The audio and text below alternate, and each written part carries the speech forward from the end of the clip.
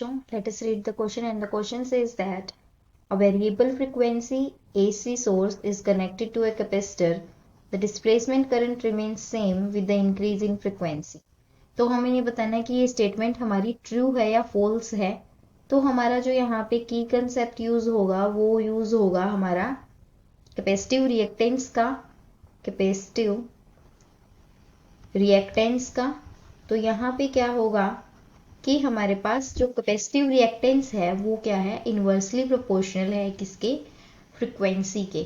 So as we know, as capacitive reactance, capacitive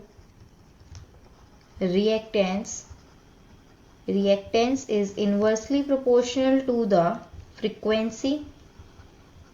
और यहाँ पे फिर क्या होगा, जैसे ही हमारी जो फ्रीक्वेंसी इंक्रीज होगी, फ्रीक्वेंसी इंक्रीज होगी तो हमारी जो कैपेसिटिव रिएक्टेंस है, कैपेसिटिव रिएक्टेंस है वो क्या होगी, डिक्रीज होगी।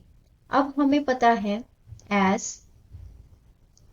एज जो हमारी कैपेसिटिव रिएक्टेंस है, कैपेसिटिव रिएक्टेंस है, reactance is inversely proportional to किसके है, डिस्प्लेसमेंट करंट के।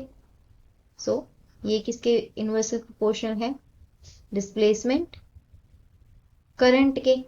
तो जैसे ही हमारी जो कैपेसिटिव रिएक्टेंस अगर डिक्रीज होगा तो हमारा जो डिस्प्लेसमेंट करंट है, डिस्प्लेसमेंट करंट है वो भी क्या होगा, इंक्रीज होगा। इसका मतलब कि जैसे ही हमारी फ्रीक्वेंसी इंक्रीज होगी वैसे हमारा डिस्प्लेसमेंट करंट क्या होगा, इंक्रीज। लेकिन यहाँ पे हमें क्या गिवन है कि displacement current remains same with increase in frequency. But हमने अभी क्या देखा कि जैसे ही हमारी फ्रीक्वेंसी इंक्रीज करेगी तो हमारा डिस्प्लेसमेंट करंट भी क्या करेगा, इंक्रीज करेगा।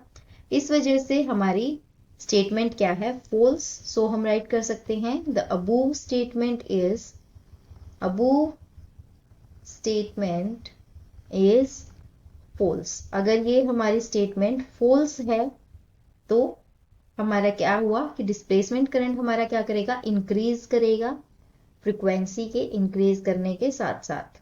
Hope you understood it well, best of luck.